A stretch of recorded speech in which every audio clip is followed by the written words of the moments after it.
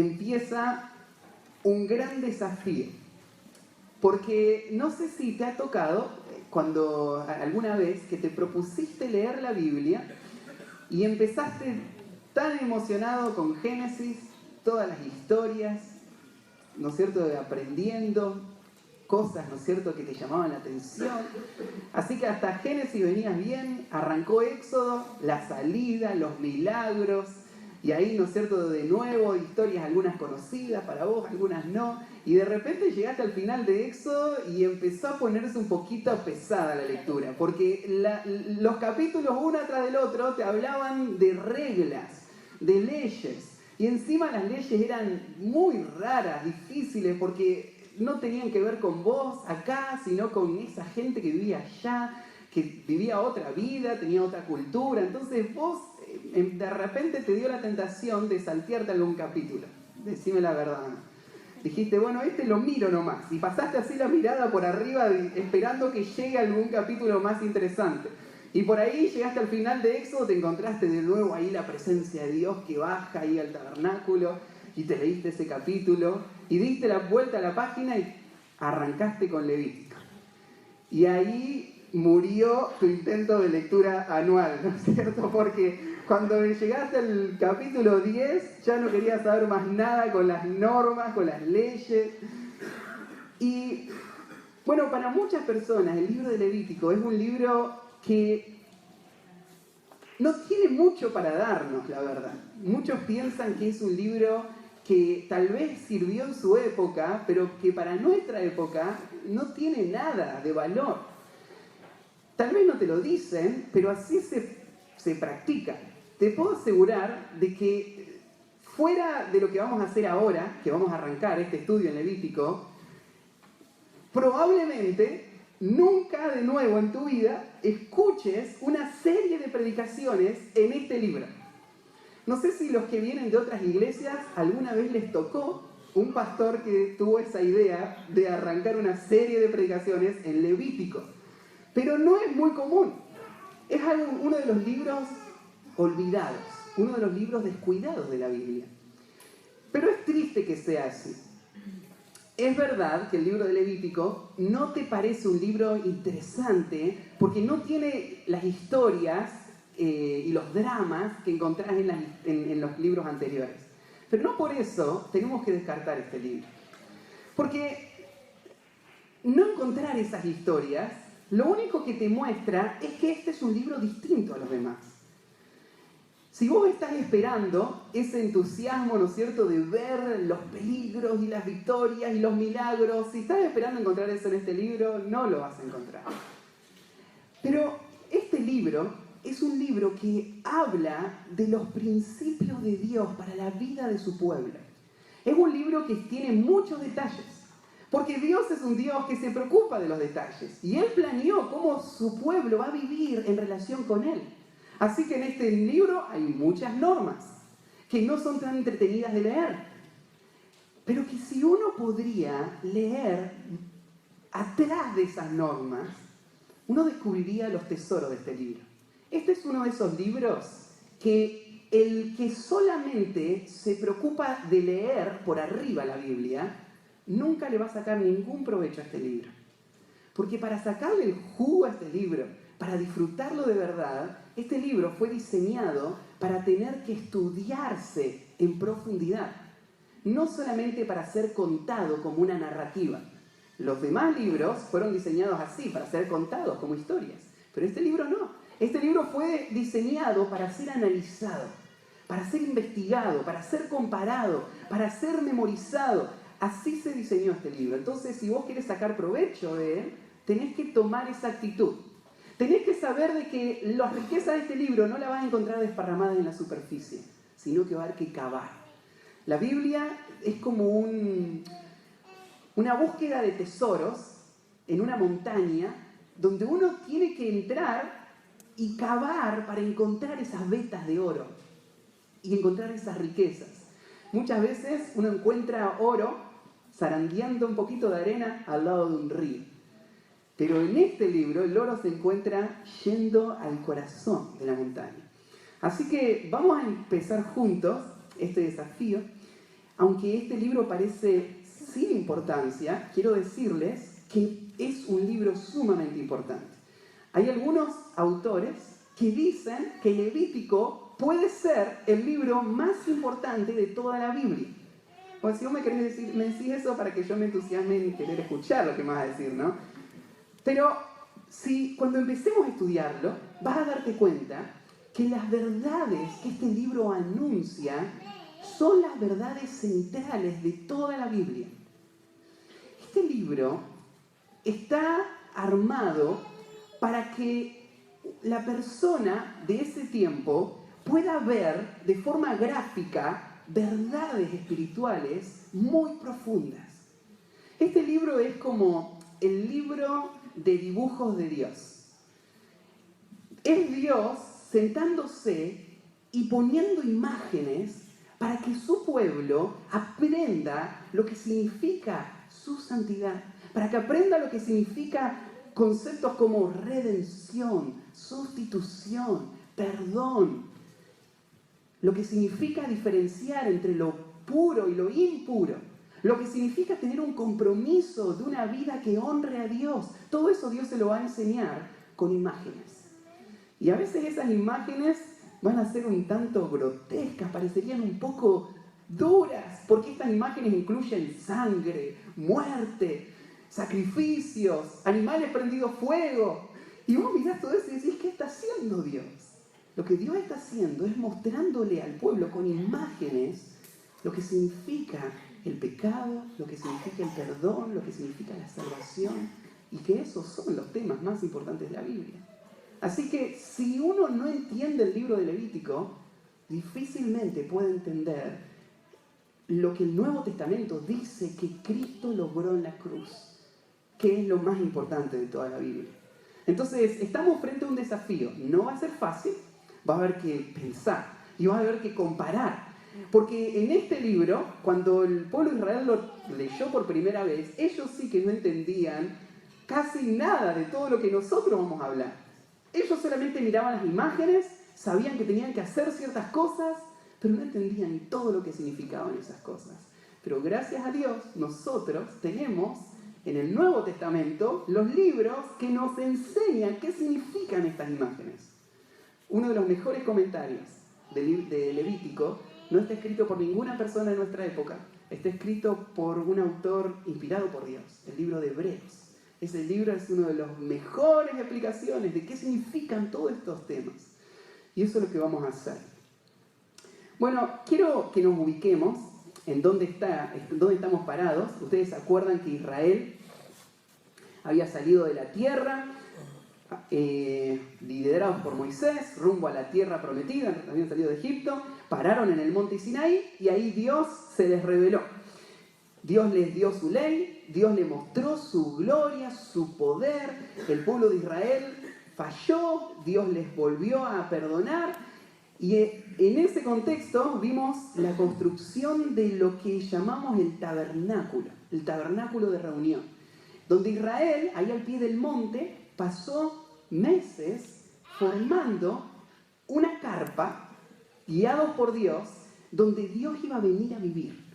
Así que después de todo ese trabajo, vimos en el capítulo 40 cómo al final terminaron la construcción y Dios vino, mostró su gloria en ese lugar, y ahora Dios ya no está allá arriba en el monte, sino que ahora Dios está con ellos en esta carpa. Y justo ahí comienza ese libro, y quiero que leamos hoy el primer capítulo, y después les voy a contar un poquito más del contenido de este libro y de qué vamos a encontrar, pero quiero que escuchemos el primer capítulo para que tengas una idea de cómo va a ir este libro de acá en adelante. Arranca el versículo 1 diciendo así: llamó Jehová a Moisés y habló con él desde el tabernáculo de reunión, diciendo: habla a los hijos de Israel y diles: cuando alguno de entre vosotros ofrece ofrenda a Jehová, de ganado vacuno u ovejuno haréis vuestra ofrenda. Si su ofrenda fuera holocausto, vacuno, macho, sin defecto, lo ofrecerá. De su voluntad lo ofrecerá, a la puerta del tabernáculo de reunión delante de Jehová. Y pondrá sus manos sobre la cabeza del holocausto y será aceptado para expiación suya.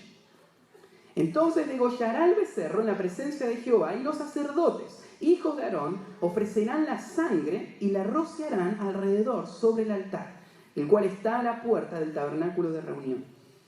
Y desollará el holocausto y lo dividirá en sus piezas. Y los hijos del sacerdote Aarón pondrán fuego sobre el altar y compondrán la leña sobre el fuego. Luego los sacerdotes, hijos de Aarón, acomodarán las piezas, la cabeza, la grosura de los intestinos sobre la leña que está sobre el fuego que habrá encima del altar, y lavarán con agua los intestinos y las piernas, y el sacerdote hará arder todo sobre el altar. Holocausto es ofrenda encendida de olor grato para Jehová. Si su ofrenda para el holocausto fuere del rebaño, de las ovejas o de las cabras, macho, sin defecto, lo ofrecerá. Y lo degollará al lado norte del altar delante de Jehová. Y los sacerdotes, hijos de Aarón, rociarán su sangre sobre el altar alrededor. Lo dividirán en sus piezas, con su cabeza y la grosura de los intestinos, y el sacerdote los acomodará delante de la leña que está sobre el fuego que habrá encima del altar, y lavará las entrañas y las piernas con agua, y el sacerdote lo ofrecerá todo y lo hará arder sobre el altar. Holocausto es ofrenda encendida de olor grato para Jehová. Si la ofrenda para Jehová fuere holocausto de aves, presentará su ofrenda de tórtolas o de palominos. Y el sacerdote la ofrecerá sobre el altar y le quitará la cabeza y hará que arda en el altar, y su sangre será exprimida sobre la pared del altar. Y le quitará el buche y las plumas, lo cual echará junto al altar hacia el oriente, en el lugar de las cenizas. Y la henderá por sus alas, pero no la dividirá en dos. Y el sacerdote la hará arder sobre el altar, sobre la leña que estará en el fuego. Holocausto es ofrenda encendida de olor grato para Jehová.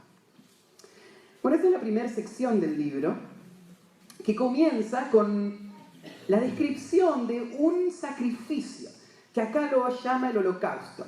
El libro comienza con una explicación de 5 sacrificios distintos que Israel iba a traer a Dios de forma continua.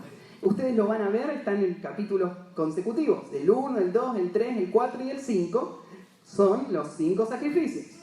Y el capítulo 6 y 7 habla de los mismos 5 sacrificios, solamente que te lo muestra de una óptica un poquito distinta. Los primeros 5 son escritos desde la óptica del hombre común que trae su sacrificio. El capítulo 6 y 7 te lo cuenta desde la óptica del sacerdote que recibe ese sacrificio y lo tiene que preparar y tiene que hacer las tareas. Pero toda esta primera sección vamos a hablar de sacrificios. Ahora, uno piensa en yo te hablaba, ¿no es cierto?, del tema de este libro. Ahí en tu apunte, creo que en la parte de atrás, yo te puse un cuadrito para que entiendas el cambio que pasó de Éxodo a Levítico. Porque vos lees esto, ¿no es cierto?, y te das cuenta de que ahora estamos leyendo algo distinto, que está funcionando distinto. Bueno, quiero que veas en esa comparación el cambio que transcurrió acá. ¿Te acordás que en el libro de Éxodo hablamos de la liberación de una nación? Todo el tema de Éxodo muestra a una nación esclava que ahora va a ser libre. Ahora la nación ya es libre, ya ha sido salvada de la esclavitud y ahora Dios le ha hecho las promesas, así que el libro de Levítico no trata el tema de la libertad de la nación, sino de la vida ahora de la nación. ¿Cómo van a vivir en esa libertad que han recibido? En Éxodo el énfasis es el perdón. En Levítico el énfasis es la pureza. En Éxodo el énfasis es la salvación del pueblo. En Levítico el énfasis es la santificación. Cómo ahora ellos van a avanzar en un camino de purificación. En Éxodo La salvación fue un gran acto, un momento en el que Dios les hizo libres y les dio salvación, un momento, un acto. En Levítico, un proceso largo. La salvación es un momento, la santificación es un proceso largo. Y ahora el libro de Levítico va a hablar de ese proceso. En Éxodo, el énfasis es Dios acercándose al hombre. El hombre perdido, esclavo, y Dios viene a rescatarle. Levítico es el hombre acercándose a Dios. Cómo el hombre ahora vive en la presencia de Dios. Éxodo, Cristo es el que redime, y vimos las figuras, cómo aparece en el libro de Éxodo la persona de Cristo en todo momento, y se muestra cómo Cristo es el único que puede salvar al pueblo. En Levítico, Cristo es el que santifica a su pueblo. Después, en Éxodo, otra diferencia, Dios habla desde el monte. Dios está a la distancia. El pueblo admira la grandeza de Dios, pero no puede tener comunión con Dios. En Levítico, Dios habla desde el tabernáculo. Dios ahora está viviendo en medio de su pueblo. En Éxodo, el hombre es hecho cercano a Dios. En Levítico, el hombre es mantenido cercano a Dios. Vemos en Éxodo cómo comienza un pueblo y un Dios totalmente ajenos. En un sentido, el pueblo está esclavo, ¿no es cierto?, perdido, y Dios se acerca y trae redención. Y ahora Dios va a guardar esa relación por medio de estas normas que Él va a dar. Así que vos notás que ahí en el capítulo 1, en el versículo 1, versículo 2, perdón, el mensaje del libro de Levítico, ¿a quién está dirigido? Habla a los hijos de Israel y diles. Este mensaje es para esta gente. Es para la gente que habían sido esclavos antes, pero que ya no lo son. Ellos ya fueron liberados. Ellos antes eran ajenos a las promesas, pero ahora ellos recibieron las promesas de Dios. Ahora Dios ha comenzado una relación con un pueblo que nunca va a acabar. Ellos ya son parte de esta nación. Y como parte de esta nación, ahora ellos reciben un segundo mensaje. Un mensaje que no tiene que ver con esa salvación, sino que tiene que ver ahora cómo vivir la relación con Dios. Bueno, el libro de Levítico tiene un gran mensaje para nosotros hoy. Aunque trata de estos temas, habla acerca de sacrificios, habla acerca de cómo debe ser la vida santa del pueblo de Dios, habla acerca de bendiciones y maldiciones que hay para el pueblo de Dios. Todo eso tiene mucho que decirnos a nosotros. Por ejemplo, recién acabamos de leer de un sacrificio. Y vos decís, pero yo no voy a hacer ese sacrificio, yo no tengo que ir a ningún templo ni ofrecer nada de eso, ¿de qué me sirve a mí? Los sacrificios ya terminaron. En un sentido, es verdad, los sacrificios ya no se hacen en esa forma. Pero el Nuevo Testamento habla todo el tiempo de sacrificios. Mire, por ejemplo, Primera de Pedro, vamos ahí al final de tu Biblia, casi al final, en Primera de Pedro, capítulo 2, versículo 5. Y ahora estamos, cuando leemos Pedro, estamos en nuestra era, estamos en la era de la iglesia. Los creyentes de nuestro tiempo son los que Pedro está describiendo acá. Y dice así, versículo 5. Vosotros también, como piedras vivas, sed edificados como casa espiritual y sacerdocio santo.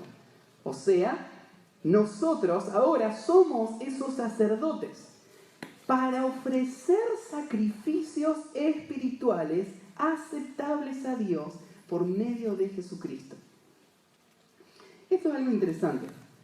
Dice ahí que nosotros fuimos salvados por Dios, hechos sacerdotes, y ahora tenemos una función: ofrecer sacrificios. Los sacrificios del pueblo de Israel están todos explicados ahí en Levítico. ¿Cuáles son los sacrificios que nosotros ofrecemos? Bueno, saben que todos los sacrificios que Levítico menciona no son solamente sacrificios para Israel. cada uno de esos sacrificios anuncia algo futuro. Anuncia algo que tiene que ver con nosotros. Anuncia algo que tiene que ver con nuestra vida cristiana en nuestro tiempo. Así como nosotros vimos en Éxodo cómo había un paralelo entre Israel como pueblo de Dios y nosotros, lo vamos a ver en Levítico también. Nosotros vivimos esa misma vida de ofrecer sacrificios constantes a Dios. Ya no son sacrificios de animales con sangre, pero esos sacrificios tienen un nuevo sentido. En el Nuevo Testamento se habla de estos sacrificios todo el tiempo. Por ejemplo, se habla acerca ¿se acuerdan en Filipenses, cuando Pablo le escribe a esa iglesia y le dice que la ofrenda que ellos dieron es un sacrificio agradable a Dios, de olor grato? Se habla también, Pablo dice que las alabanzas que nosotros damos son sacrificios agradables a Dios. El Nuevo Testamento usa este lenguaje todo el tiempo. Habla de los sacrificios que nosotros entregamos. Vamos a ver en el libro de Levítico también normas de cómo mantenerse puro. Cómo mantenerse puro en medio de una sociedad impura. Y las normas de Levítico te hablan de todo. Te hablan en cuanto al aseo, te hablan en cuanto a la comida, te hablan en cuanto a rituales que se hacen. Ahora, ¿cómo aplicamos eso para nosotros hoy? Bueno, los principios son paralelos. Así como Dios tenía para su pueblo que ellos vivan vidas santas, y Él les dio las normas de qué es vivir una vida santa, igual para nosotros. Dios nos dio a nosotros las normas de cómo vivir una vida santa. Entonces, volvamos ahí al Levítico capítulo 1, y vamos a empezar a ver en este libro estos principios.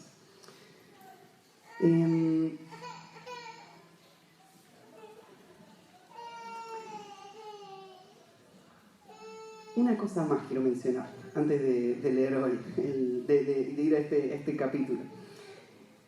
Una de las cosas que vimos cuando pasábamos por Éxodo es cómo Dios anunció la venida de Cristo en los detalles que Él dio, por ejemplo, para la construcción del tabernáculo. ¿Se acuerdan que vimos todos los elementos y todos los elementos apuntaban a Cristo? Bueno, Levítico nos va a dar una vez más un cuadro de la persona y la obra de Cristo. ¿Saben que hay pasajes, por ejemplo, en el Nuevo Testamento, ahí en Juan 5, 46, Jesús dijo así. Dijo, porque le habló a Israel, a los líderes de su época, y les dijo así: porque si creyeres a Moisés, me creerías a mí, porque de mí escribió él.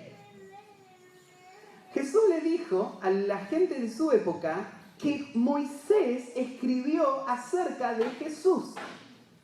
Ahora yo te hago un desafío: agárrate tu Biblia y empezá en Génesis y léete todos los libros de Moisés y tratá de encontrar el nombre Jesús una vez. Búscalo. ¿Está? ¿O la palabra Cristo? ¿Jesús? ¿Aparece alguna vez? Pero Jesús, Él dice, el tema central de los escritos de Moisés soy yo. Así que cuando uno mira estos libros, a primera vista ve sacrificios de sangre, de muerte, pero el tema de esos libros es uno: Cristo. Todos estos libros apuntan a la persona de Jesús. Por eso nosotros cuando los estudiamos tratamos de ver en qué manera estos pasajes hablan de Jesús. Porque Jesús dijo, Moisés habló de mí. También, por ejemplo, en Hechos 28:13, cuando dice ahí, está hablando de cómo el apóstol Pablo predicaba el Evangelio. ¿Saben cómo predicaba el Evangelio Pablo? Él no tenía el cubo mágico. Él no tenía, ni siquiera tenía el Nuevo Testamento Pablo para predicar. ¿Saben con qué predicaba el Evangelio Pablo? Con libros como Levítico. No sé si alguna vez usaste vos Levítico para predicarle a otro, pero miren lo que dice en Hechos 28:13. Dice, persuadiéndoles acerca de Jesús. Él le quería convencer de que Jesús era el Salvador, tanto por la ley de Moisés como por los profetas. Eso es lo que Pablo usaba para persuadir, la ley. él agarraba la ley y convencía a las personas que Jesús era el Salvador. ¿Podrías vos hacerlo?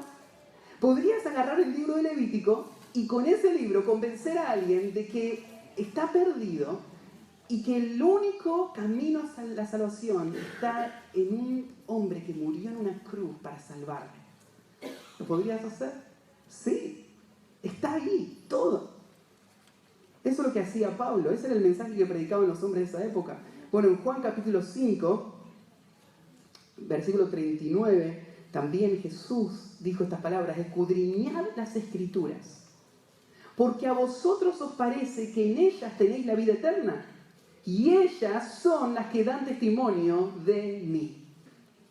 Jesús le dijo: escudriñen las Escrituras, indaguen, métanse a investigar lo más profundo posible, porque ustedes creen que ahí está la salvación, ¿no?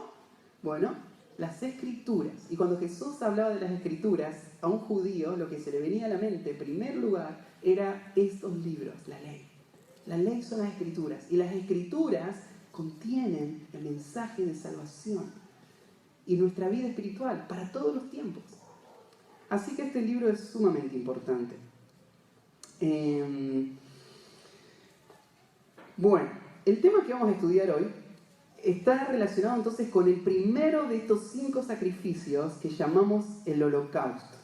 Y yo quiero guiarte por estos versículos, y ustedes van a ver, los primeros 2 versículos son como una introducción a todo el libro, y arranca diciendo: llamó Jehová a Moisés. En realidad, el texto original, el texto hebreo, comienza todo el libro con una conjunción. Empieza todo el libro con la palabrita y.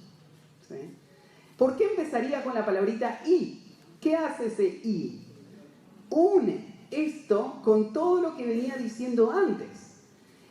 Entonces, en nuestra Biblia lo tenemos como un libro aparte, pero en el escrito original no estaba separado, era una sola historia. Solamente que cuando en el mundo antiguo se escribían los libros, se escribían sobre papiro y se enrollaban formando rollos, y tenés un problema con los rollos, ¿no? Es un poco impráctico cuando uno quiere encontrar un pasaje. Si vos decís, por ejemplo, abran en Génesis 45, y vos tenés que abrir, Génesis 45 está por allá como a 3 metros de distancia, entonces a enrollar todo el rollo. Imagínate si todo el libro, Génesis, Éxodo, Levítico, Número, Deuteronomio, estén en un solo rollo. Era algo demasiado impráctico. Entonces, muy temprano en la historia, estos libros se mantuvieron en una colección. Eran 5 tomos de un solo libro. Es un solo libro lo que estamos estudiando, ¿sí? Hay una continuidad en el pensamiento. Solamente que ahora entra una nueva sección, que es distinta a la anterior. Y esta nueva sección en tu Biblia se llama Levítico. La palabrita Levítico en realidad es como nosotros conocemos el libro, pero no es como los judíos conocieron el libro. Los judíos conocen este libro con la palabra hebrea que se traduce ahí, y llamó. Y llamó es el nombre de este libro para los judíos. La razón es que muchos de estos libros los judíos los nombraban en base a la primer palabra que aparecía en el libro. Por ejemplo, Génesis, en el principio. ¿Sí? Así se llama el libro. En el principio se llama todo el libro. ¿Sí? Así se llama este libro para el judío también. Y llamó. Nosotros lo conocemos con este título, Levítico, porque es el contenido del libro. Es de qué trata el libro. Todo el libro son instrucciones para los levitas. ¿Quiénes son los levitas? Muy bien. Son los que ejercen las funciones dentro del tabernáculo. Así que vos decís, peor entonces, ni siquiera es para mí este libro. Yo no soy levita. Pero todo el libro está dirigido entonces a regular cómo funciona el tabernáculo. Así lleva nuestro nombre. Entonces arranca el libro con y. Y llamó Jehová a Moisés. Ya no desde el monte, ahora desde adentro del tabernáculo. ¿Se acuerdan? Ahí está el arca, con los ángeles sobre el arca. Y en medio del arca está la gloria de Dios, que ilumina todo el tabernáculo. La nube está encima. Y de repente de ese lugar se escucha una voz audible. Y esa voz audible dice: Moisés. Llama a Moisés. Y Moisés ahora se acerca a la presencia de Dios y Dios le va a hablar. Y le dice, habla a los hijos de Israel y diles. Esta es una de las tantas veces que Dios le va a dictar exactamente lo que Moisés tiene que decir. Todo lo que estamos leyendo acá no lo inventó Moisés, no lo inventó ninguna iglesia, salió del corazón de Dios.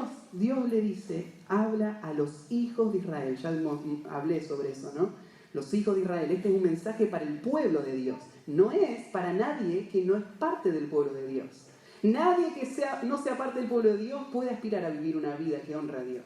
Nadie puede aspirar a acercarse a Dios, a menos que primero haya pasado por Éxodo y haya entendido lo que significa la salvación que Dios da.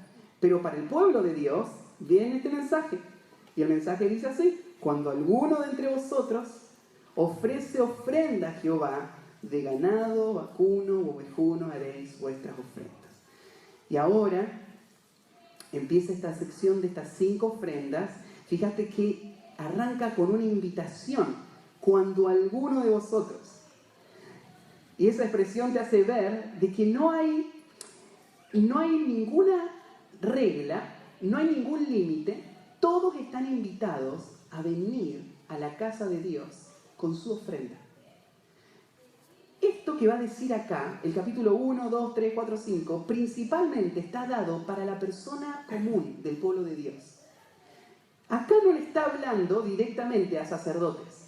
Está diciendo cuando alguno de vosotros, cualquier persona, en cualquier momento, que lo desee, que su corazón le impulse a hacerlo, puede venir y responder a la gracia de Dios con estas ofrendas que muestran lo que hay en su corazón. Así que hay una invitación abierta, y me encanta cuando Dios hace esas invitaciones.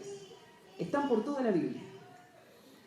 Dios es un Dios que llama, invita. ¿Se acuerdan, por ejemplo, cuando Dios dice ahí en Apocalipsis, si alguno tiene sed, venga y beba del agua de la vida gratuitamente?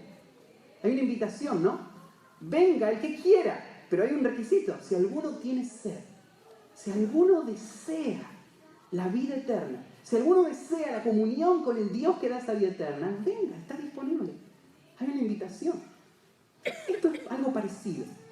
Esto es como si vos fueses un levita y estás leyendo esto y tenés que interpretar cómo tienes que hacer tu oficio. Vos serías un hombre que te acercarías a otro y le dirías, ¿vos tenés sed de Dios? ¿Tenés deseo de una relación íntima con Dios? Entonces vení al tabernáculo con tu ofrenda y presentá este sacrificio a Dios. Y Dios va a cumplir sus promesas para vos. Tenés en tu corazón la carga del pecado. Sabés que sos culpable y necesitas misericordia. Dios da misericordia, pero solo a través del sacrificio. La casa de Dios está abierta. Vení al altar de Dios con tu sacrificio y encontrar el perdón de tus pecados. Esa es la invitación que hacen los levitas, es la invitación que hace Dios. Cualquiera puede venir. Venga. Y el versículo 3 entonces comienza con el primer sacrificio. Y en tu apunte, si querés, puedes anotar. El primer punto yo le puse así. Reconoce cuál es el sacrificio que Dios demanda. Lo primero que se nos dice en este libro tiene que ver con un sacrificio llamado acá el holocausto y con claras explicaciones de qué es ese sacrificio. Entonces, es lo primero que vos tenés que saber. Si vos querés acercarte a Dios y vivir en comunión con Dios, tenés que entender cuál es el sacrificio que Dios demanda para que eso sea posible. Y empieza así. Si su ofrenda fuere holocausto. La palabrita holocausto no la entendemos muy bien porque es una transliteración, pero la podríamos entender si diría ahí lo que significa. Significa una ofrenda encendida. Holocausto significa ofrenda encendida. Y se llama así, más adelante lo dice en el versículo 9. Es ofrenda encendida de olor grato a Jehová. Ahí al final, ¿lo ven? Ese es el título de esta ofrenda. Y se llama así porque dentro de las ofrendas que se hacían, esta era la ofrenda que no solamente se sacrificaba, sino que se la prendía fuego completamente. Esto hacía única esta ofrenda, no había otra como esta, y es una ofrenda que no comenzó acá. Moisés no fue el primero en hablar de holocaustos. En la palabra holocausto y el concepto holocausto viene desde el principio de la historia. Esta clase de ofrenda es la más antigua que conocemos. Desde el principio de Génesis vemos el concepto de holocaustos, sacrificios que se entregan para que Dios, la ira de Dios se apacigüe y el pecado sea perdonado, y en un sentido en adoración y en consagración a Dios. Entonces el pueblo de Dios ya había estado haciendo holocaustos por siglos. Lo que Moisés va a hacer ahora es regular eso y explicar cómo debe ser el holocausto que Dios acepta. Y entonces aparecen acá leyes muy claras. Pero vieron que dice, si fuere holocausto, como si ellos ya supiesen qué era eso. Ellos ya saben lo que es el holocausto. Entonces Moisés dice, si ustedes traen el holocausto debe ser así. Y él va a explicar.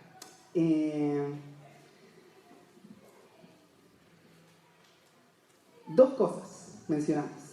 Moisés va a decir, el holocausto tiene que tener dos requisitos. Fíjate, puede ser, su ofrenda fuera de holocausto, vacuno, o sea, ahí te da una descripción específica, tiene que ser una vaca.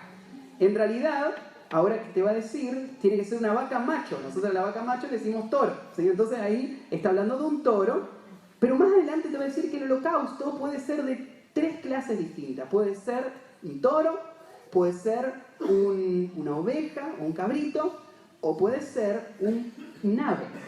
Si es un ave, tiene que ser una paloma. Ahora, fíjense que hay libertad acá en elegir cualquiera de estos elementos. Ahora, ¿por qué tenés esas opciones?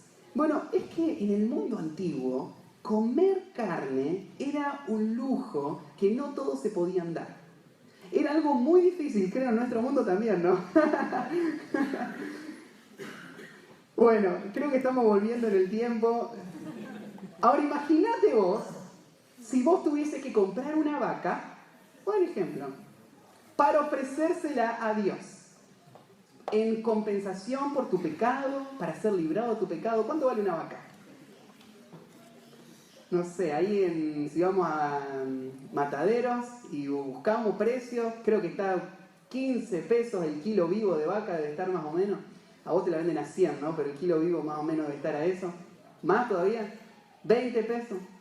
Yo me acuerdo cuando mi papá, allá en Monte, yo me iba con él a los remates que se hacían ahí en la rotonda de Monte, y íbamos a los corralitos y arrancaban con las vacas más destruidas, viejas, ¿no es cierto? Y valía, no sé, 30 centavos el kilo vivo, era algo impresionante. Y bueno, mi papá siempre mirando por el precio, terminaba él llevándose todas estas vaquitas. Pero bueno, ponele, 20 pesos el kilo vivo. ¿Cuánto pesa una vaca? Ni idea. 500 kilos. 12.000 pesos un ovillo. 15.000 pesos. Vamos con 15.000 pesos entonces. Esa es la ofrenda que vos vas a traer. Y no la haces una sola vez en tu vida. Lo haces cada vez que sentís culpa por el pecado, ¿no? Bueno, te va a salir, va a ser bastante costoso este sistema. Entonces digamos, bueno, dejemos de lado la vaca. No llegamos a la vaca. Entonces, podemos ofrecer también un cordero. Bueno, el cordero baja un poco de precio. No sé, a ver, Pablo, ¿tiene el dato oficial? ¿Cuánto vale el cordero? No sabe, Pablo. Bueno, nos bajaron el precio del cordero, pero tampoco llegamos al cordero. Entonces, aún hay una opción para estas personas que no podrían ofrendar nada de eso. Ellos pueden traer un ave, una paloma. La paloma sería la expresión más humilde de la persona que no tiene los recursos, pero tiene la actitud. Y uno ve en eso esa gracia de Dios, en que el sacrificio para el perdón no es exclusivo para una élite, no es para un grupo, no hay límites, cualquier persona tiene acceso a eso. Lo que es importante es que para cada persona sea lo mejor. Porque aunque vos podés elegir vaca, cordero o paloma, no puede ser cualquier vaca. Tampoco podría ser, por ejemplo, un burro ofrecer. ¿Por qué no? Porque hay regulaciones de cuáles son los animales limpios y los animales inmundos. Entonces, vos no podés ofrecer un animal inmundo. A la vez, tampoco va a ser un animal salvaje. No puede ser un animal salvaje, sino tiene que ser un animal del ganado, como dice ahí, porque este animal tiene que ser algo que va a tener un precio para vos, un costo. Estas ofrendas no pueden ser ofrendas que no tengan ningún valor, porque estas ofrendas van a reflejar el sacrificio que Dios diseñó para realmente quitar el pecado. Y ese sacrificio tuvo un alto valor, el más alto. Para el que dio ese sacrificio, para él fue el más alto. Por eso es que Dios lo diseña así. Va a ser un animal que tenga un costo, va a ser de tu ganado, va a ser lo mejor que vos puedas dar. Y con eso vas a entender lo que significa dar un sacrificio para el perdón de los pecados. Así que arranca. Si su ofrenda fuese holocausto vacuno, y acá están los dos requisitos. Macho, primero, sin defecto lo ofrecerá. ¿Por qué está este requisito acá? ¿Qué diferencia haría si fuese macho o hembra? Es que justamente este sacrificio apunta y anuncia a un futuro sacrificio. Este sacrificio en el Nuevo Testamento nos dice que no puede realmente limpiar los pecados. Este sacrificio lo que hace solamente es ser una imagen, ser una profecía, ser un anuncio de un sacrificio futuro que sí lo va a hacer. Y ese sacrificio futuro tiene que ser macho. Ahora, esto no tiene que ver con ninguna superioridad de género, ni ningún sentido de estos. Pero la Biblia dice que el sacrificio que Dios planeó era un hombre que iba a venir un día, y está reflejado aún en este principio, va a ser macho. Segundo, tiene que ser sin defecto. Ya en las culturas de esa época, además de la judía, había otras culturas que hacían sacrificios. Por ejemplo, estaban los egipcios, que ellos eran muy cuidadosos con los sacrificios que hacían. Claro, porque vos traías el sacrificio para complacer al Dios. Y si tu sacrificio era algo que no complacía, le ibas a embarrar más todavía, ¿no? Porque aparte de los pecados que vos ya tenías, ahora el Dios se iba a enojar porque el sacrificio que trajiste. Entonces era muy importante que los sacrificios estén aprobados.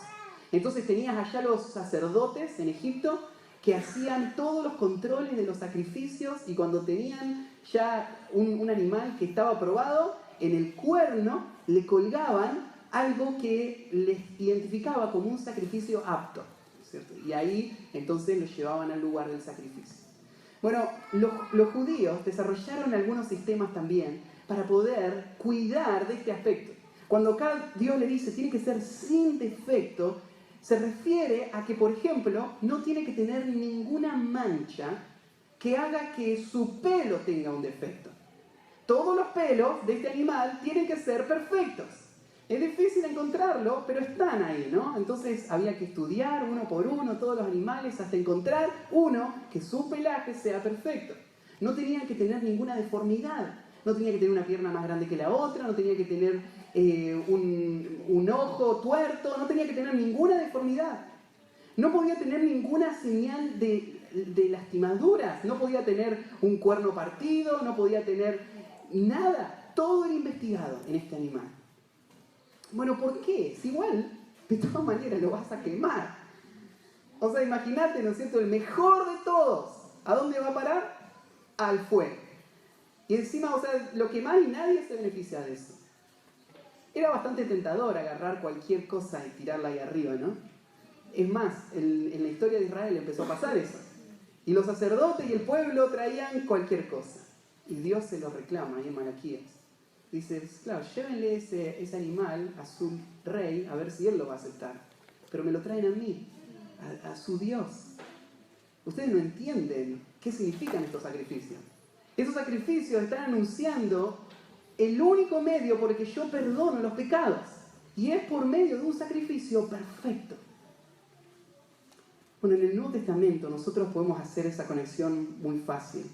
Por ejemplo, ahí en 2 Corintios capítulo 5, cuando nos habla de Cristo y la obra de Cristo, en el versículo 21, dice así, 2 Corintios 5, 21. Al que no conoció pecado, por nosotros lo hizo pecado, para que nosotros fuésemos hechos justicia de Dios en él. Hablando de Jesús ahí, Pablo dice, Jesús es ese sacrificio que no conoció pecado. Ustedes saben que la Biblia afirma esto. En toda su vida, Jesús nació y vivió una vida intachable. ¿Qué habrá sido ser un compañerito de juegos de Jesús? ¿Qué habrá sido ver a este niño que nunca tuvo una mala actitud? Que nunca desobedeció, que nunca se peleó, que siempre amó, que siempre dio, que siempre vivió para otros, nunca fue egoísta. Yo imagino que debe haber generado muchas preguntas, tal vez muchos celos. ¿Por qué tu hijo es así? Perfecto, ese niño. Y Jesús creció y vivió, y después, cuando fue grande, Él empezó a ministrar. Y ahora Él se convirtió en una figura pública. Vos sabés que cuando una persona se convierte en una figura pública, está más expuesto que antes, ¿no? De repente nosotros nombramos un presidente o una persona pasa a un oficio público y todos sus enemigos lo quieren tirar abajo. Entonces van a buscar algo en su historial que lo desacredite, ¿no? Y acá sacaron, hace 5 años atrás, esta persona se fue a un restaurante y no le dio propina a la persona que lo atendió. No sé, digo, cualquier cosa, ¿no? Puede salir. O se atrasó 2 meses en los impuestos. Este es un evasor de impuestos. No sé. Podrían apuntar cualquier cosa. Si alguien agarraría tu vida y le pondría la lupa encima y miraría todo tu historial hasta hoy, cada decisión, cada acción, cada registro de impuestos, de relaciones, de estudios, todo él examinaría. ¿Pensás que encontraría algún defecto? Vos sabés que Jesús tuvo muchos enemigos. Y esos enemigos intentaron y buscaron. Nada. Ni una sola razón. Ni una sola causa. Y por eso tuvieron que inventar una razón, ¿no? Y con mentiras vinieron y dijeron, Jesús dijo que iba a destruir el templo. No, él no había dicho eso. Pero con una mentira fue a la cruz. Porque él no tenía ningún defecto. Después, por ejemplo, en Hebreos 4:15 dice, porque no tenemos un sumo sacerdote que no pueda compadecerse de nuestras debilidades, sino uno que fue tentado en todo según nuestra semejanza, pero sin pecado. Eso es algo increíble. Vos decís, bueno, pero Jesús nunca pecó porque Él era Dios. Claro, así cualquiera nunca peca, ¿no? Pero este versículo dice, Jesús enfrentó cada clase de tentación. Claro, Jesús nunca luchó con codiciar un iPhone, por ejemplo, ¿no? O con codiciar Él nunca luchó con eso porque no había esas cosas en ese tiempo. Pero Él sí luchó con las tentaciones de la codicia. Él sí luchó con los deseos, con las presiones de la sociedad. Él no luchó, ¿no es cierto?, con prender una tele y mirar una propaganda que no hay que mirar. Él no luchó con eso cuando había tele, pero él sí luchó con las presiones de su época y las tentaciones de su época. Cada clase de tentación, él la enfrentó. Y dice ahí, pero sin pecado. Existe otro hombre como él en toda la historia. Hubieron grandes líderes en la historia del mundo que enseñaron, influenciaron, guiaron, gente que sigue a estas personas. Pero ¿quién se compara a nuestro Salvador? Un hombre intachable. Hay un montón de versículos. Por ejemplo, dice el versículo 1 Pedro 2:22, el cual no hizo pecado ni se halló engaño en su boca. Otra declaración. Él no hizo pecado. Y sabéis que Él apareció para quitar nuestros pecados y no hay pecado en Él, dice en 1 Juan 3:5. No hay pecado en Él. Entonces Jesús es el único capaz de encajar en esta descripción. Un sacrificio sin defecto, sin ni una mancha. Ahora, quiero mencionar algo más en cuanto a Cristo. Cuando hablamos de que Él no tiene defecto, quiero hacerte una aclaración. Esto es un poquito técnico. Aguántenme un segundo, porque quiero ayudarles a pensar en todo lo que significa esa expresión. Podríamos hablar de dos palabras distintas, ¿no es cierto? Podemos decir Jesús no pecó y podemos decir Jesús es impecable. Suenan parecidas, pero son conceptos distintos. No pecó significa que Jesús pasó toda su vida y jamás cometió ningún pecado. Y eso la Biblia lo afirma en estos versículos que acabamos de leer. Pero Jesús es más que eso. No solamente es que Jesús no pecó, hay otra verdad. Jesús no puede pecar. Jesús es impecable. Ahora vos me decís, ¿y cómo, en qué forma Jesús no puede pecar? Porque si Él fue un ser humano real, un ser humano puede pecar. Entonces Jesús no fue como yo, sí, Él fue como vos. Pero Jesús no fue solo como vos. La Biblia dice que Jesús tiene dos naturalezas que viven en una sola persona. Eso es algo único en toda la historia. Algo imposible de ni siquiera imaginar. Que Dios y hombre, 100% Dios, convivan en una sola naturaleza. Un hombre puede pecar, conviven en una sola persona. Dos naturalezas en una sola persona. Un hombre puede pecar. La naturaleza humana de Cristo fue tentada. La naturaleza humana de Cristo podía pecar, pero Jesús no era solo humano. Jesús tenía una naturaleza divina. Y esas dos naturalezas son inseparables. Gracias, Ana. Entonces, cuando vos tenés dos naturalezas en una sola persona, la fuerza de la naturaleza más fuerte se convierte en la fuerza de esa persona. Entonces, la naturaleza divina de Cristo hace que Él no pueda pecar porque Él es Dios. ¿Saben que Dios, su característica esencial es que Él es santo? No es solamente que Él quiere vivir en santidad, sino que eso es lo que Él es. Entonces, Él no puede ser algo distinto a lo que es. Él no puede pecar porque su carácter es santo. Y Jesús es Dios. Por eso Jesús no puede pecar. Entonces Jesús vivió una vida con estas características. Él fue tentado realmente en una naturaleza humana real y completa. Pero a la vez, Él es Dios. Él no puede pecar. Y Él no pecó durante toda su vida. El único ser en toda la historia que puede cumplir con este requisito. Entonces, venimos a ese sacrificio de nuevo. Dice, tiene que ser macho sin defecto. Segundo punto, responde a su invitación viniendo al lugar del sacrificio. Lo primero que tenés que hacer es reconocer cuál es el único sacrificio que es capaz de librarte del pecado. Es Cristo. El segundo, vos debés responder a eso. Porque dice, después del punto y coma, de su voluntad lo ofrecerá a la puerta del tabernáculo. Es verdad que Dios demandaba holocaustos continuos.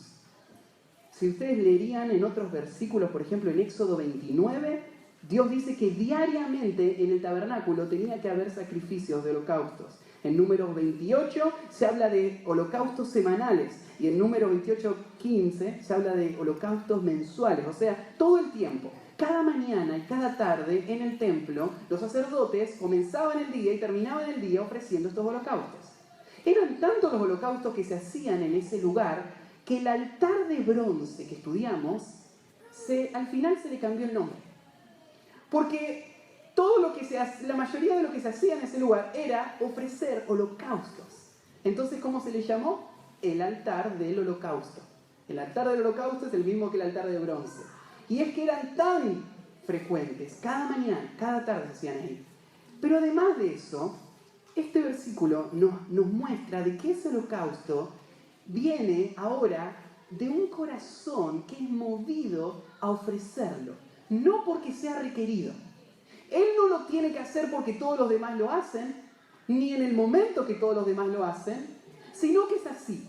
cuando él siente la carga de su pecado, y cuando él entiende que la forma en la que Dios propicia por su pecado es a través de este sacrificio, entonces él lo hacía de su voluntad. Él buscaba el animal, él venía al lugar y él lo presentaba. Entonces, en primer lugar, él menciona, ¿no es cierto?, el hecho de que es voluntario.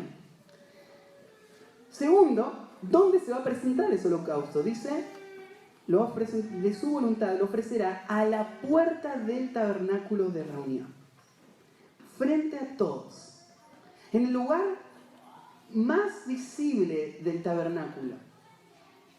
En ese lugar, este hombre iba a llegar con su cordero. Y cuando llegue, lo que él está diciendo con este animalito es dando una confesión pública de que su corazón siente la carga del pecado y que él necesita la misericordia de Dios y que él cree que Dios está en este lugar y frente a la entrada de la casa de Dios se va a entregar un sacrificio que él sabe va a limpiarle de sus pecados. Esta es la actitud, este es el mensaje, esto es lo que va diciendo la persona y es algo público, está hecho a la puerta. Pero tiene que ir acompañado este sacrificio con algo más. Dice el versículo 4. Y pondrá su mano sobre la cabeza del holocausto y será aceptado para expiación suya. Fíjense, el sacrificio mismo no era suficiente para limpiar el pecado, sino que el sacrificio tenía que ir acompañado de la actitud del que traía el sacrificio. Eso era lo que hacía que este sacrificio ahora cobre ese valor. ¿Y cuál era la actitud? Él venía con ese animal y dice, colocaba sus manos. ¿Y para qué le ponía las manos? En la cabeza. Bueno, esto es un símbolo, que si vos mirarías un montón de pasajes que habla de colocar las manos, te das cuenta que la idea de colocar las manos es transferir. Por ejemplo, cuando uno daba una bendición, uno le ponía las manos y transmitía en su mente una bendición a esta persona. Bueno, acá, ¿qué es lo que se está transmitiendo? Lo que se está transmitiendo no es una bendición, todo lo contrario. Lo que se está transmitiendo es la culpa. La persona que pecó es el que trae el animal. El animal es inocente, es perfecto, sin defecto. Pero el animal está a punto de morir. ¿Por qué muere el animal? No hay ninguna razón para que muera. Pero ahora va a haber una razón. Este hombre lo que está haciendo frente a este animal es confesando su culpa. Y diciendo, yo merezco estar en este lugar. Yo merezco ser degollado, yo merezco ser descuartizado, yo merezco ser quemado por mi pecado. Pero en este acto yo estoy transfiriendo mi culpa a este inocente. Eso es una imagen de la única forma en la que Dios puede librar a un alma de la culpa de su pecado. Es transfiriéndola a un inocente que pague el precio que él tiene que pagar por su culpa. Y la Biblia nos dice, nos habla de esto, por ejemplo, ahí en 2 de Corintios, yo le leí el pasaje del capítulo 5, que dice, al que no conoció pecado, ahí está el animal sin defecto, por nosotros fue hecho pecado. Él fue tratado como el pecado mismo, para que nosotros fuésemos hechos la justicia de Dios en él. Hay una transferencia, que en el lenguaje teológico se le llama la sustitución. Hay un cambio de roles. El corderito toma mi lugar y muere mi muerte. Y yo tomo su lugar. Ahora yo soy tratado como sin defecto, como inocente, y yo puedo quedar libre. Ese es el corazón de la razón por la que podemos tener salvación. Ese intercambio. Bueno, entonces dice ahí, va a poner sus manos sobre la cabeza y al final dice, será aceptado para expiación suya. Y esa palabrita expiación da la idea de cubrir. El pecado de esta persona va a ser cubierto. Va a ser cubierto por este acto que él acaba de hacer, un acto de fe.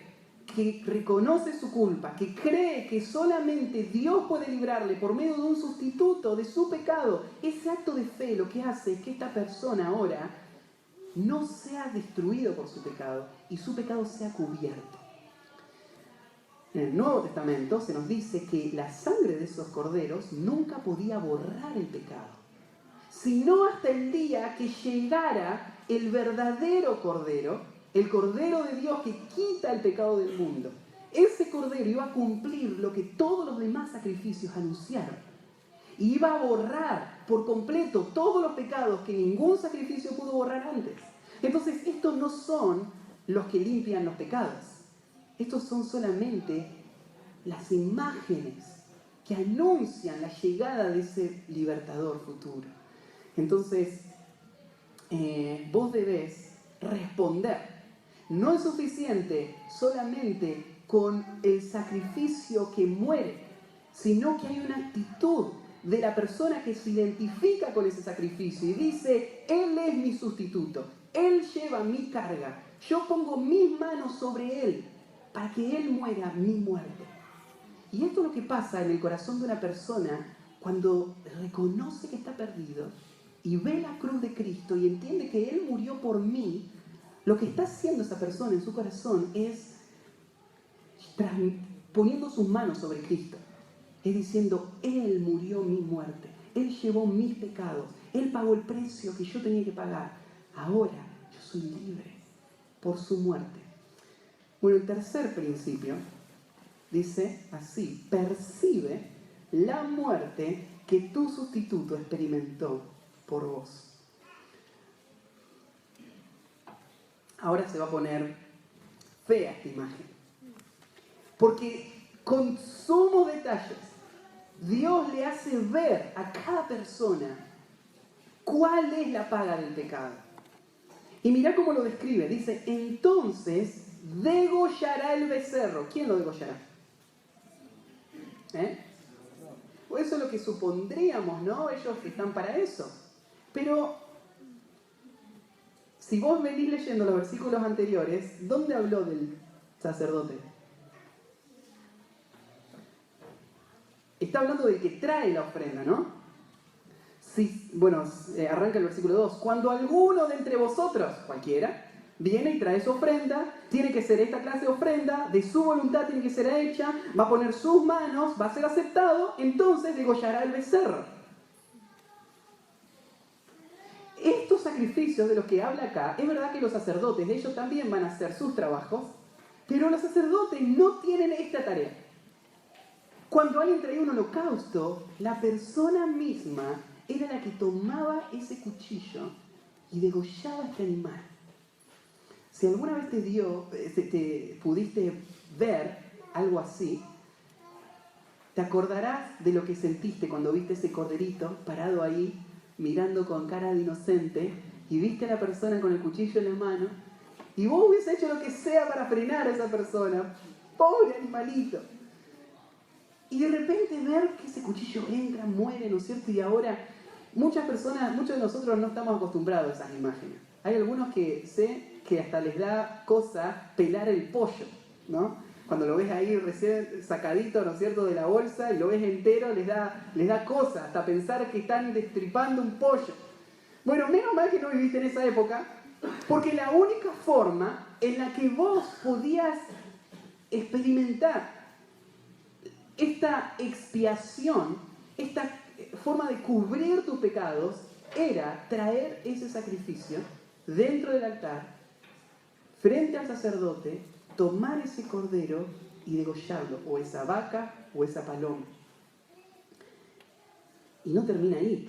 No solamente lo va a degollar, bueno, usa ahí en la presencia de Jehová. En todo el libro 42 veces se usa esa expresión. Todo esto para mostrar de que Dios está ahí, presente, mirando todo lo que está pasando. En la presencia de Jehová se va a hacer. Y los sacerdotes, hijos de Aarón, ofrecerán la sangre y la rociarán alrededor sobre el altar, el cual está a la puerta del tabernáculo de reunión. Entonces, la función del que trae la ofrenda es, con sus manos, matar el sacrificio. La función del sacerdote es llevar esa sangre al altar. el altar es un lugar sagrado. Nadie tiene acceso ahí. Solamente el mediador. El sacerdote se convierte acá en el mediador entre el que sacrifica y Dios. Y el mediador es el único que puede tomar la sangre y aplicar la sangre, ¿sí? Pero está la persona acá que hace el sacrificio. Y después versículo 6. Y desollará el holocausto. Desollará significa que lo va a cuerear. Le va a sacar todo el cuero. El cuero, después más adelante va a decirnos, va a quedar con los sacerdotes. ¿Y qué va a hacer con el resto? Y lo dividirá en sus piezas. Ahora, todo esto lo van a quemar pronto, ¿no? ¿Qué sentido tiene hacer todo esto? Si lo importante es solamente sacarle la sangre, ¿por qué no simplemente lo matan y después lo queman? Pero no, tienen que sacarle, tienen que cortarlo en pedazos, todo el animal, y después quemarlo. Lo que Dios está haciendo es grabando en la mente de estas personas la imagen de lo que significa la ira de Dios sobre el pecado. ¿Este cordero está tomando tu lugar? Bueno, yo te voy a mostrar lo que vos mereces. Y vos lo vas a hacer. Vos vas a matarlo, vos vas a cortarlo en parte, vas a sacarle el cuero, vas a sacar todos sus intestinos, ahí habla al frente, y después vas a quemar todo eso. Para una persona que no ve atrás de esto los tesoros que nosotros vemos de la obra de Cristo, todo eso es una gran maraña sin sentido. ¿Qué razón habría? Esto parece canibalismo, parece cosas, ¿no es cierto?, tan anticuadas para nuestra época, pero para nosotros esto se convierte en esa imagen que nos muestra qué hizo Dios por nosotros. Y ahí dice, bueno, lo desollará, lo dividirá, y los hijos del sacerdote Aarón pondrán fuego sobre el altar y cortarán la leña sobre el fuego. Luego los sacerdotes de Aarón acomodarán las piezas, la cabeza, la grosura sobre la leña que está sobre el fuego que habrá encima del altar. Entonces ellos no tocan ahora el animal, solamente arman la leña y después se lavan algunas de las partes, se lavan dos partes, las piernas y las entrañas, lo que hay adentro de esta persona. Bueno, dentro de esto hay un símbolo más. El que está llevando la ira de Dios, o sea, es puro, es limpio. Y en esa condición va a ser quemado. Porque si igual lo quemás, ¿qué sentido tiene lavarlo? Bueno, porque es parte del símbolo. El que está llevando la ira de Dios es puro, completamente. Entonces, en su interior y en su andar, completamente puro. Entonces, termina ahí toda, ¿no es cierto? Al final dice, holocausto es ofrenda encendida, y ahí agrega una expresión un tanto extraña, de olor grato. ¿A Dios le gusta el olor de los animales quemándose? Dios, cuando creó este mundo, Él nos reveló muchísimo de su carácter. Él nos mostró, por ejemplo, su creatividad diseñando tanta variedad. Él nos mostró su poder haciendo cosas majestuosas. Vos te parás al frente de las cataratas, ¿no es cierto?, y ves toda esa masa de agua y vos solo pensás la grandeza de Dios que lo hizo. Dios nos mostró su poder, pero Dios también nos mostró su bondad. La creación está cuidada por Dios. El oso polar tiene su piel de abrigo, ¿no es cierto?, que le protege. Los pájaros del campo no guardan el granero, pero Dios los alimenta. Dios nos mostró su mano tierna de cuidado sobre su creación. Entonces, ¿qué es este Dios ahora? Que se deleita en ver esos animales muriendo y quemándose. ¿En qué forma le deleita? Bueno, no le deleita el hecho de que el animal esté ahí, sino que le deleita el resultado que tiene este olor que llega hasta él. Porque Él ama al hombre. Y ahora su ira no va a caer sobre el hombre. Hubo un sustituto que llevó la ira. Y eso produce el gozo en el corazón de Dios. El olor grato viene del sacrificio sustituto. que llevó la ira de Dios. Ahora, si esto representa a Cristo, ¿vos alguna vez pensaste en Cristo de esa manera? Que cuando Dios vio a su Hijo morir en la cruz, Él sintió un olor grato. Hay un pasaje ahí en Efesios capítulo 5, versículo 2. Dice así, Efesios 5, 2. Andad en amor, como también Cristo nos amó, y se entregó a sí mismo por nosotros. Ahí está hablando de la cruz. Cristo se entregó por nosotros. Y después lo describe así. Esa entrega, dice así, ofrenda y sacrificio a Dios en olor fragante. Está hablando de ese momento en el que Cristo se entrega. Él es un sacrificio que sube a la presencia de Dios como un olor fragante. Dios no se deleitó en la muerte de su Hijo. Era su Hijo amado. Es su Hijo amado. Él se deleita en Cristo constantemente. Pero Él se deleitó en los méritos de la obra de Cristo. En el sacrificio sustituto que ahora abre la puerta para la salvación de incontables millones de almas, pasadas, presentes y futuras. Y entonces sube a Dios como el olor grato. Bueno, solamente señalarle una cosita más. Ahí termina la explicación de cómo sacrificar un toro. Después empieza la explicación de cómo sacrificar la oveja. Prácticamente es idéntica, excepto que agrega una expresión en el versículo 11, dice, y lo degollará al lado norte del altar delante de Jehová. Se da una descripción, una ubicación de dónde se iba a hacer el sacrificio de la oveja. La oveja, no en cualquier lado, tiene que ser en el tabernáculo, en el lugar frente a la entrada, pero al lado norte. ¿Qué significado tiene esto? Bueno, toma significado cuando vos recordás que Cristo murió esta muerte sustituta sobre un lugar conocido como el Monte Calvario, el Monte de la Calavera, que está al norte de la ciudad de Jerusalén. Ese sacrificio, esa oveja, va a ser sacrificada al norte. Después, los detalles son prácticamente los mismos, solamente cuando llega a las aves no son separadas en sus miembros y la sangre es aplicada distinta, pero y se menciona que es el sacerdote el que lo hace. Entonces hay un par de diferencias, pero prácticamente todo es lo mismo. Ahora, quiero llevarte un pasaje en el Nuevo Testamento y cerrar toda esta idea. Bueno, decís, ¿qué significa para mí? Vienen ahí en 2 Corintios, capítulo 5. Ya les cité el versículo 21, pero miren ahora el versículo 14.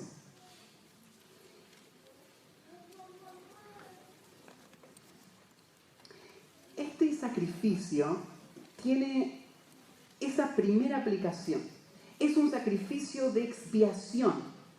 Es un sacrificio donde la persona va a encontrar lo que va a cubrir su pecado y va a venir voluntariamente a traerlo una y otra vez durante toda su vida, confiando en que Dios le va a librar.